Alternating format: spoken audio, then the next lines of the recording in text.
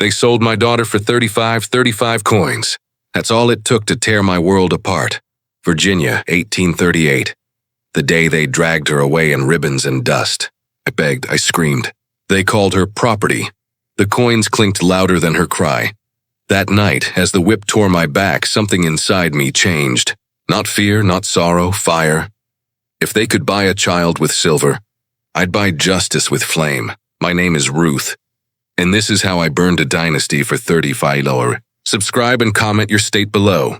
Tell me, if they sold your child for 35, what would you do? The mornings on Jenkins' plantation always began the same. A bell before sunrise, a voice shouting names, and the sound of chains that had no need to rattle, because they were already inside us. For 32 years, I lived by that bell.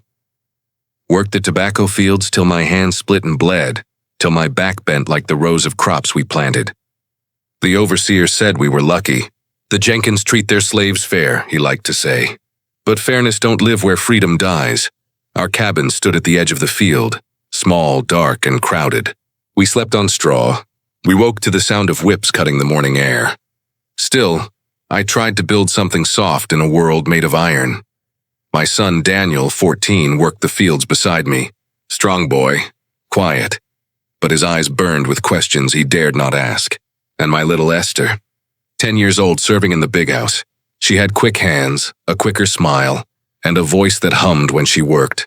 Sometimes at night when the others slept, she'd sneak from the big house to our cabin. We'd sit close, whispering songs my mama used to sing before she was sold away. Knowledge don't weigh nothing to carry, I'd tell her. So learn what they teach you, baby. Learn everything.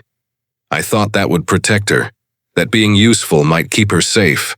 But on plantations, even hope was a lie they let us believe for a while. The Jenkins family ruled everything. Land, crops, and the bodies that worked them. Master Jenkins was proud of his wealth, proud of his Christian mercy. He'd bow his head in church on Sunday and break a man's back on Monday. Mistress Jenkins played the lady of kindness, gifting scraps of food to the sick and calling it charity. She'd smile at Esther like she was a doll, not a child. I should have seen it then. That kind of smile always meant danger. But how do you see a storm before it hits when you've lived your whole life under clouds? That April morning, the sky was too blue, too clean, the kind of sky that mocks you, because it knows something you don't. Tobacco fields, endless sun, and one mother's silent promise. If your world was built on someone else's mercy, would you ever dare to dream of freedom? It happened just after noon. The sun burned high and the fields smelled of sweat and dust. I was working the tobacco rows when I saw Daniel running from the big house, his face pale as ash. "Mama," he shouted, breath shaking. "They got Esther all dressed up. There's a man at the house." I dropped my basket and ran. The overseer yelled after me, whip raised, but I didn't hear him. All I could see was that carriage, shiny black horses snorting, the smell of perfume cutting through the air. And there she was. My little girl in a clean calico dress I'd never seen before, ribbons tied in her braids. She looked confused, happy for a moment, thinking it was a Sunday gift. Then she saw me. Her smile faded. The man beside her counted coins into Master Jenkins's hand. $35, he said. A fair price for one so young. My knees gave out. "Please," I begged. "She's my child." "Don't take her." Master Jenkins turned cold as winter stone. "She's my property, Ruth," he said. "And now she belongs to Mr. Wilkes of Charleston. 300 miles away." I tried to reach her, but the overseer caught me from behind. I fought like a wild thing, clawed, kicked, bit, till 3 men held me down. "Mama!" she cried as they lifted her into the carriage. "Mama, don't let them." I can still see her little hands reaching through the window. Then the door slammed and the wheels began to roll. Dust rose, her voice faded. 35 coins. That's what her life was worth to them. They beat me that night for causing a scene. But even as the whip tore my back, I whispered her name into the dirt. Esther, Esther, Esther. And in that darkness, something inside me changed. The part that bowed its head died. The part that burned was born. $35 a child gone. A storm begins. If they priced your child's life in silver, would you pay or make them pay? For 7 days after they took Esther, I spoke to no one. I worked, I ate when told. I slept on torn straw and stared at the wall till morning. The others thought I'd lost my mind. Maybe I had. Every sound reminded me of her. The creak of wagon wheels, the crack of the whip, the cry of another mother losing her child. Every noise was her voice fading away again and again. One evening, as the sun bled red behind the fields, I found myself sitting near old Joseph's cabin. He was almost 70, skin dark and lined like the bark of an old oak, hands always busy fixing tools. He'd seen 3 generations of Jenkins men come and go. He didn't look at me when he spoke. I heard about your girl. My throat tightened. They sold her, I said. $35. He nodded slowly. The master sold my wife for 15 once. I still remember the sound of the coins. We sat in silence for a long while. The smell of smoke drifted from the curing barns. Tell me, Ruth, he said, what burns hotter, grief or hate? I looked at him, surprised by the question. I don't know. He smiled without joy. You will? He picked up a coal from his fire, holding it close enough to feel its heat. Revenge, he said, is like this. You can't grab it too soon or it'll burn you. But hold it right, and you can light the world with it. I stared into the embers' glow. He leaned closer. What you planning to do, girl? I shook my head. I don't know. But I know they'll pay. Good, he said, eyes narrowing. Then you listen close. Dying is easy. Making them suffer while you live to see it, that's the hard path. The smart path. That night I didn't sleep. I thought about Esther. About the $5 Mistress Jenkins had given me as comfort money. 5 coins. Cold and heavy in my hand. They thought it would make me quiet, but all it did was give me something to measure their downfall against. By dawn, I knew. They believed money was power. I would show them what true power looked like when a mother had nothing left to lose. Every act of cruelty plants a seed of rebellion. Would you hold the ember of revenge or let it die in the dark? After old Joseph spoke, I stopped moving like a ghost and started moving like a woman with a purpose. First I watched. Then I asked. Then I listened. The plantation is full of ears and eyes, so we used both, and the silence between them. The new man arrived 3 weeks after Esther left. His name was Solomon. He was strong and quiet, with old scars on his back and a look that did not forget. I offered him a gourd of water the first night I spoke to him. That is how we began. A small thing, a drink, and the world shifted. Slowly, others came. Naomi, a house slave who knew the master's letters and his private orders. Marcus, who worked in the curing barns and could smell a bad leaf from a yard away. And my boy, Daniel, 14 now, who could move where grown men were watched. They all had losses. They all had reasons to hate what the Jenkins had built on our backs. We met in the woods, under the low branches where the overseers rarely came. We spoke in whispers, then in half sentences, then in plans. Nothing written. Nothing carried in hands for anyone to find. We used songs, old sayings, and small gestures to pass messages. It became a language only we understood. Our aim was simple. Cut the master where he kept his pride. His tobacco paid his bills. His tobacco bought his land. If we could ruin the crop, ruin his contract, the one to Richmond that would make him rich enough to buy more land, then we could make him feel the same hunger and fear we lived with every day. Naomi told us which batches were the best. Marcus told us how the curing barns needed the right heat and the right air. Solomon taught us ways to move at night and hide tools. Daniel could slip between groups and learn small things the grown ones missed. Old Joseph listened, and when he spoke, he reminded us not to be foolish. Patience, he said. Strike so deep they cannot stitch it closed. We planned small acts that would add up, not single obvious fires. That would bring a quick and bloody punishment. We needed something that would ruin the tobacco slowly. So by the time they found it, contracts were lost and sellers had turned away. Mold here, a dampened barn there, a careless adjustment to the heat at night. Little corruptions. Little bites taken from a proud thing until it fell. We also learned each other's limits. Marcus could not risk certain jobs because he had family watched by the overseer. Naomi could not be seen near the barns without suspicion. Solomon could do heavy work at night. Daniel could run messages. I kept the pattern together, carrying orders like a seamstress holds thread, tight enough to bind, loose enough to move. There were moments when fear nearly stopped us. Once the overseer paused near our meeting grove, eyes like a hawk. We froze like statues until he passed. Another time, a man broke in terror and named Marcus when the master pressed him. Marcus's face turned as white as the inside of a gourd. He swallowed hard and kept to his work. He did not tell. That night I went to his bed and held his hand. "We will finish this," I told him. "Not for glory. For Esther. For every child taken." By the time the harvest came, we were ready. Each of us had a role. Each of us knew the cost. We had bound our small hopes to a single dangerous truth: that sometimes the only way to be seen as a human is to make them lose what they love most. 5 souls bound by loss, 1 plan born in silence. If your life and love were the price, would you join a plan that risks everything? Curing tobacco is an art and a prayer. It needs the right heat, the right air, hands that know when to close a vent and when to let the smoke breathe. Masters pay for that knowing. We lived by it. When harvest came, the barns smelled sweet and warm. The scent of dollars for Jenkins and the taste of survival for us.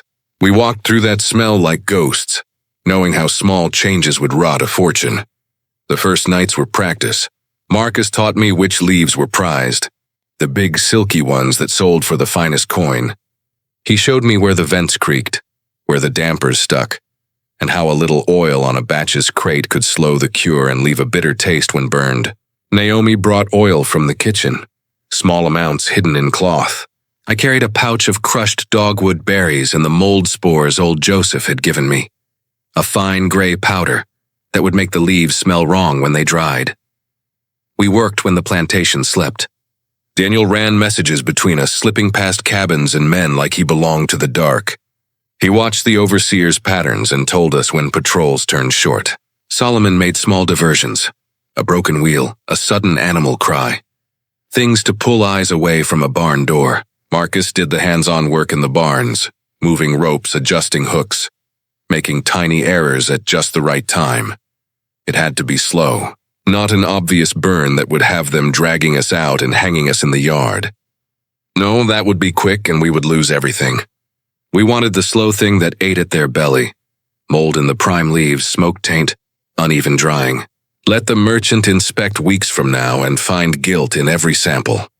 One night, while rain rattled the roof, I slipped into the big curing barn. The air was hot and sweet. My hands shook, but my voice did not. I opened a small seam in a bag of leaves and blew the gray powder inside the fold. I moved along the rows like someone blessing each leaf, but the blessing was poison. Marcus nudged vents in the dark, making the airflow wrong for those prime bundles. Naomi, pretending to mop a floor, spilled a thin smear of oil where men later stacked a prized crate. Little things, invisible until the merchant burned the leaves and spat. We watched. Days passed. The first sign came when Overseer Wilson muttered about odd colors and strange burns. He moved his head like a dog sniffing an unfamiliar scent. He blamed weather and shook his fist in the air. We kept our faces still. We pretended like nothing had changed in us. Our work gave me nights of both terror and strange pride. I kissed the coins Mistress Jenkins had given me and thought of how small they were. $5. They meant nothing to them. I carried those 5 coins like a measuring stick in my heart. Every time I sprinkled a powder or let a vent slide, I held those coins inside me and thought of Esther's small hands. Then, one afternoon, a merchant's man came to the barn to sample. He burned a leaf and spat on the floor. "Bitter," he said. Jenkins clenched his jaw. "Find out why," he barked. The overseers searched and shouted. They blamed weather. They blamed bad luck. They blamed the slaves. When Thomas, a slave who was not with us, broke under pressure and named Marcus, I saw Marcus taken away. That night the plantation learned what it cost to cross a master who loses money. Marcus's screams cut the night. I tasted iron in my mouth. When morning came and Marcus hung from the tree, I felt the heat inside me change. Guilt came, sharp and heavy, but so did a deeper resolve. Marcus had not betrayed us. His death hardened my plan, made the next steps mean more. We moved faster after that. If the barns no longer could hold our slow poison, we would make the final act sooner. The curing fire had done its work in part. The rest we had to finish with our hands, and the storm we would call on later. Ash for ash, smoke for blood. If your freedom needed a burn, would you light the match? When men begin to lose money, they look for someone to hang. Greed makes them crueler than their usual. Fear makes them crueler than grief. They needed a body to blame, and they found one to make an example. After the merchant spat and left, the farm turned meaner. Overseer Wilson prowled like a dog with a bone. He watched our hands, watched our eyes, watched the path my boy walked. He searched pockets and cabins more often. He made us stand in the sun for hours with our heads bowed while he paced and cursed. Sleep slipped away from me like sand. Pressure is a dangerous thing. It mends some and breaks others. Thomas, God rest him, could not keep the fear inside. The overseers brought him before Jenkins, and with whips and threats they tore the truth from him like cloth. He named Marcus. He named him as if naming could stitch his own safety back together. They took Marcus in the black of night. I saw them pull him from his bed, arms bound, his face pale but fierce. He did not cry out. He held his head like a man who knew the end was near and had chosen his final stance. I ran to him, but the overseer struck my hand back and I could do nothing. They dragged him to the slaughterhouse behind the stables. His cries rose and fell and rose again. The sound that makes your bones turn to ice. They wanted confession. They wanted a sentence. They wanted to frighten us into silence. Marcus spat on them. He said nothing that would satisfy their hunger. They beat him until his voice left him, and then they hanged him in the yard where everyone could see. That morning, the plantation seemed to hold its breath. The children watched. The dogs nosed the air with confused heads. The white folk said little, but their faces were sharp as knives. They wanted us to be small again. They wanted our backs bent and our mouths closed. I stood beside old Joseph and felt the rope in my stomach like some heavy thing tied to my ribs. Marcus swung in the sun, and his body marked something inside me that could never be smoothed out. Guilt crawled over me because my plan, my promise to Esther, had set these things in motion. Marcus had died because we had fought. I wanted to bury my head and die there with him. But watching Marcus's face in that long, cruel morning, something else came. Not peace, not ease. Steady, cold flame. Marcus had not died for nothing. He had died so we could move. His death made the air thinner, sharper. It gave the rest of us a choice. Retreat and live with the shame of loss, or press on and finish what we had begun so that his death would mean change. That night my hands did not tremble when I spoke. I looked at Solomon, Naomi, Daniel, and old Joseph, and I said what the silence had been pushing toward. We move now, I told them. No more slow. No more waiting. Their faces were steady and bright with fear and resolve. Naomi clenched her jaw. Daniel's eyes shone like flint. Solomon's fist wrapped around the wooden handle of his tool, as if to show the world he could hold it steady. We had to be faster, smarter. The plantation had tightened, yes, but a target weakened is still a target. Jenkins had lost money and face. He would scramble to salvage both. He would pull resources inward, leaving other places less watched. We built on that. We found the weak moments. The new overseers arguing. The banker who left for the county seat. The night the master came in drunk and told stories until he fell asleep. We moved where the light did not reach. At the same time, I carried Marcus's memory like a stone in my pocket. Heavy, hard, impossible to ignore. When fear rose to swallow me, I touched that stone in my mind and let it make me still. Marcus had given us a price. The blood was paid. Now it was our turn to collect. We began to prepare for the final act. Old Joseph showed us how to move quietly with burdens. Naomi gathered certain oils and papers that would help in the work. Solomon sharpened tools and kept watch longer than any of us asked. Daniel learned routes and secret paths in the plantation's fields that only boys with clean feet could find. I promised Marcus in the dark that his face would not be the last to hang for our cause. I promised Esther that I'd bring her home no matter the cost. The rope in the yard had been a warning to us, but it became a promise to them. We would not be broken into silence. We would answer with a storm. One body hanging, 100 hearts burning. If pain was the currency, would you spend your life to buy justice or save it to survive? The sky broke that night like the world itself was angry. Rain came hard, thick sheets that beat the roofs and turned the dirt into black mud. Lightning split the air. Thunder hit every small sound we made. It was the cover we needed. I slipped into the house through a kitchen window Naomi had left ajar. The hall smelled of stew and wax. Upstairs, the master and his men drank and laughed, talking about money as if nothing could touch them. Their voices were the sound of men who believed the world belonged to their pockets. I crept to the study where Jenkins kept his books.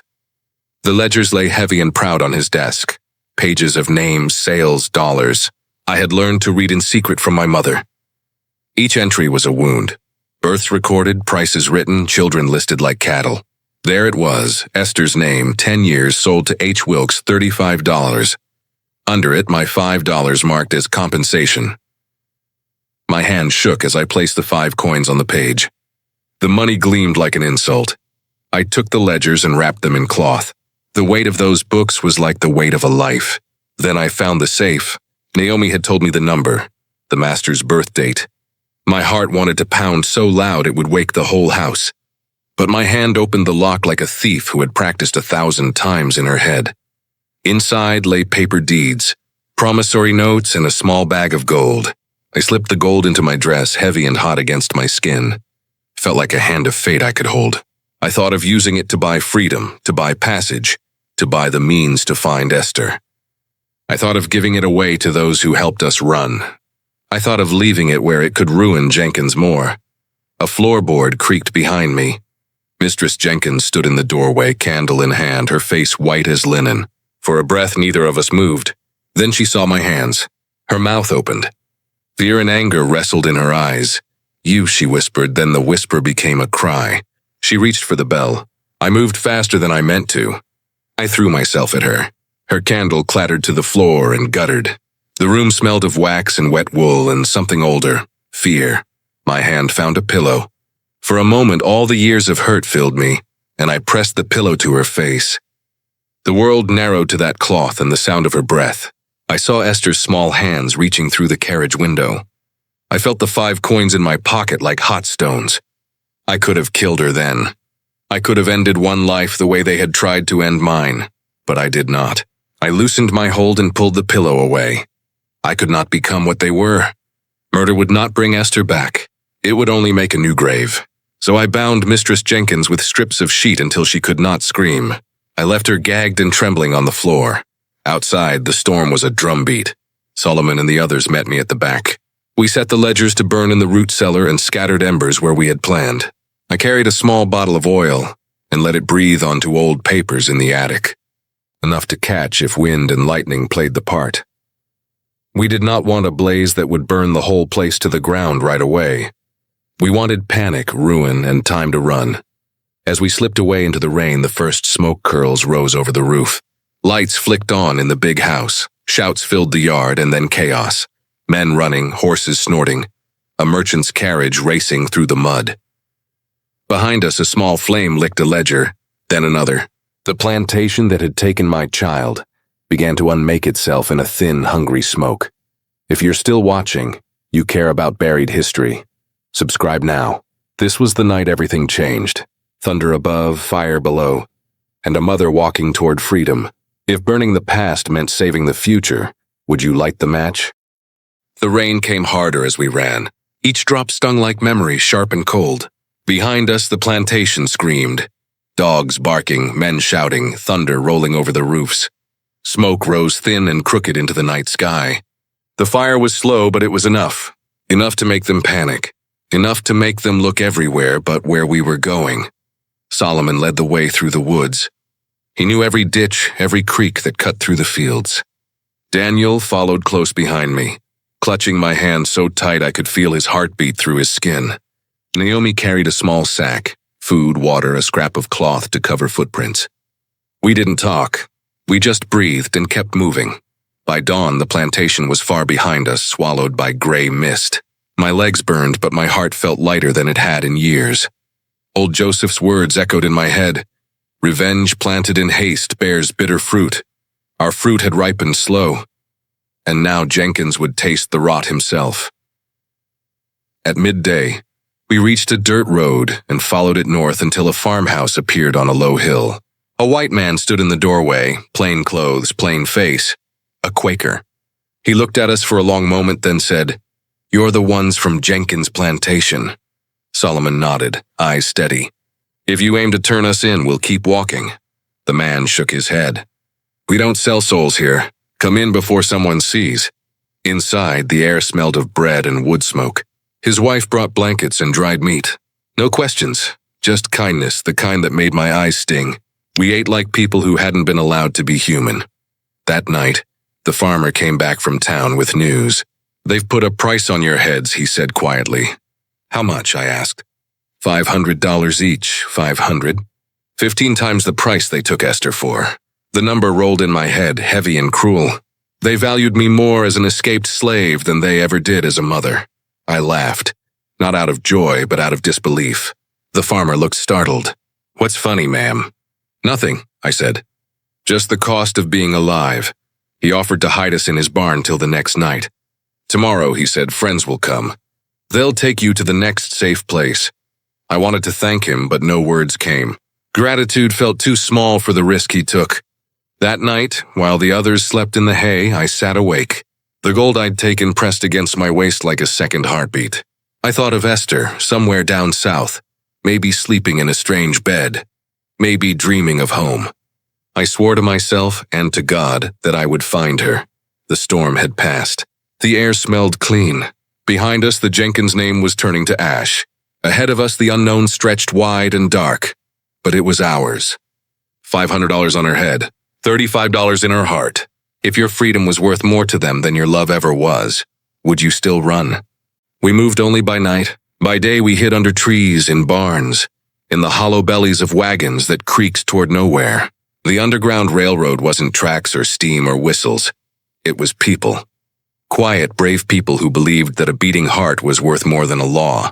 Each safe house had a mark, a lantern in a back window, a certain quilt hanging on a line, a carved cross on a doorpost. When we saw those signs, we knew we could breathe, but only for a moment. The first week was rain and mud. The second week was hunger. By the third, my feet had bled through my shoes. But Daniel never complained. He walked beside Solomon, learning to read maps from memory, learning silence from fear. Naomi whispered prayers over us each night. The kind you only learn when you've had everything taken, and still dare to believe in something unseen. Sometimes, when the wind was quiet, I could almost hear Esther's voice, soft and high, humming the tune she used to hum while braiding my hair. Then the night would swallow it, and I'd feel the ache again. We crossed rivers that felt like the edge of the world. One night, a boatman ferried us across the Potomac, his face hidden beneath a hat. He didn't speak until we reached the far shore. "Keep north till you see the stars fade," he said. "Freedom lives where the dogs stop barking." Each mile north stole something from me. The fear, the chains, the name they gave me, and gave me something else, the slow, strange taste of choice. When we reached the border of Pennsylvania, Solomon turned to me and said, "We're free now." I wanted to believe him, but I knew better. Freedom in one land means nothing while others still live in chains. In the first free town, a preacher gave us food and new clothes. He looked at my worn face and asked, "What will you do now, sister?" I touched the pouch at my waist. "Jenkins's gold. Find my daughter," I said, "and help others find theirs." We traveled on, north through forests and fields until winter wind began to bite our skin. And then one night we saw it, the lights of St. Catharines, Ontario, Canada, British land. The air itself felt different, open, clean, unowned. I knelt in the snow, pressed my hands to the cold ground, and whispered, "We made it, Esther. I'm coming for you." We built a life there. Solomon found work as a carpenter, Daniel as an apprentice blacksmith. Naomi taught other fugitives how to read. And I used the gold, not for comfort, but for passage. Each coin that once bought pain now bought freedom for someone else. Each time a new soul reached our door, I saw Esther's face in theirs. Small, frightened, but shining with hope, still. At night, when all was quiet, I would sit by the window and whisper her name into the northern wind. "Hold on, baby. I'm coming."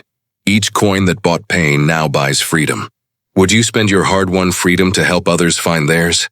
3 years passed before I heard her name again. 3 winters of building a life that didn't feel like mine. 3 springs of watching others cross that border to freedom, while one piece of me stayed trapped in Charleston. Then one morning a letter came. It was from a free black man who worked as a porter in the South. His words were short, written in a shaking hand. A girl named Esther. Age about 13. Lives in the house of Henry Wilkes, Charleston. She reads, She writes, "She is kind to a sick child." My heart stopped. She was alive. My baby, the one they sold for $35, was alive. Solomon read the letter twice, then looked at me. "It's too dangerous," he said. "Charleston's full of slave patrols.